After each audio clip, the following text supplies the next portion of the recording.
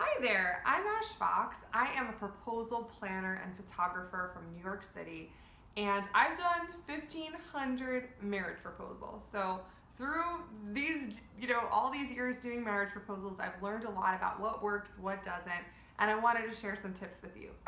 This video is all about banishing stress on the day of your proposal. So I wanted to give you 4 ways to beat the stress, beat the worry. Okay, number 1.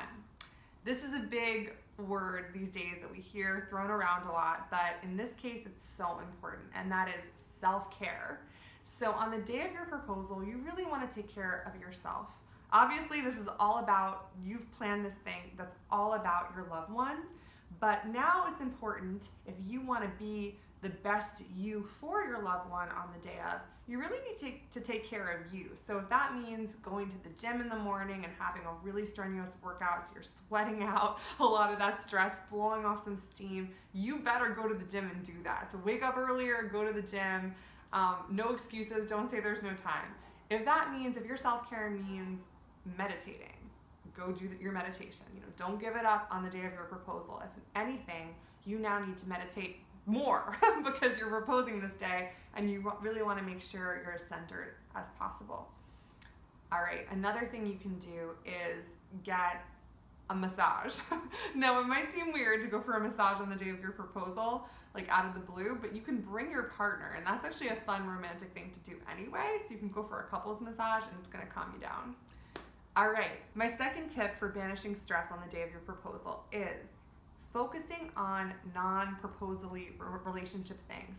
So you want to pull yourself out of, even though you've planned this day and it's been your focus for so long, and it's on the day of your proposal, it's also your focus, you want to kind of shift perspective now and shift things that you enjoy, because you don't want to be in that worried, nervous headspace around your partner, because then it's going to give away the surprise.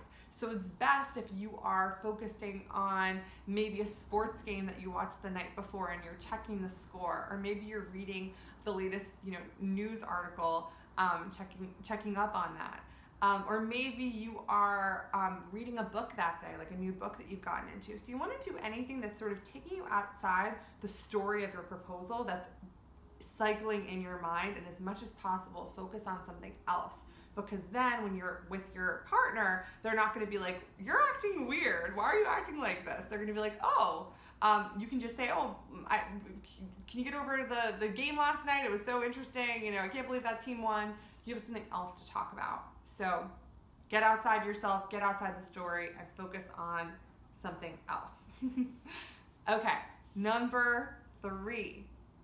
And this is really important. Okay, remember, your partner is 99% likely to say yes to you, because I always tell everybody, do not propose unless you know the answer is yes.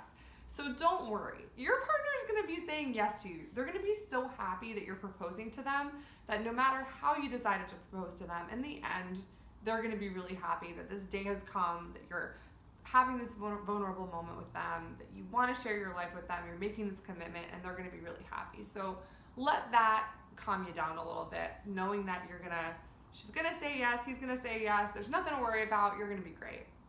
All right, now my final tip for banishing stress on the day of the proposal: hire a proposal planner. That takes a lot of the stress out of it, because the truth is, my clients, they put a lot of the stress on me, and then they don't have to worry about it. So it might be that I'm setting up a venue for them so that they can just show up and propose, or I'm securing a public space for them and shooing people away, or I've given them a game plan or a map to get to a certain place, or I've helped them with ideas, or I've talked them through all the different things that they need to, focus on the day of, so they have a clear plan. So by having a professional involved in the process, you're taking a lot of stress outside yourself and you're putting it on someone else, and that's kind of, in the end, you'll be grateful that you did that. So anyway, those are my 4 tips.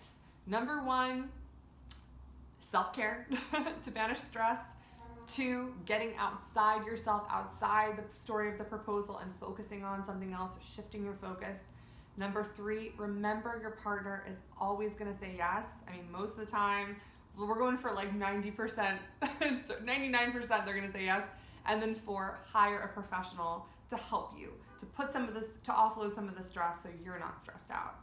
That's it. There you have it. I'm Ash Fox. I specialize in marriage proposals. If you need any help, I have an Instagram, Ash Fox Proposals. You can check out with lots of proposal inspiration. You can DM me over there. I'm the host of the Proposal Podcast on Apple, on iTunes, on Spotify, Stitcher. So you can check that out if you're looking for some proposal advice. And if you're in New York City or planning to propose in New York City, hit me up. I'd love to help you. Anyway, have a good one.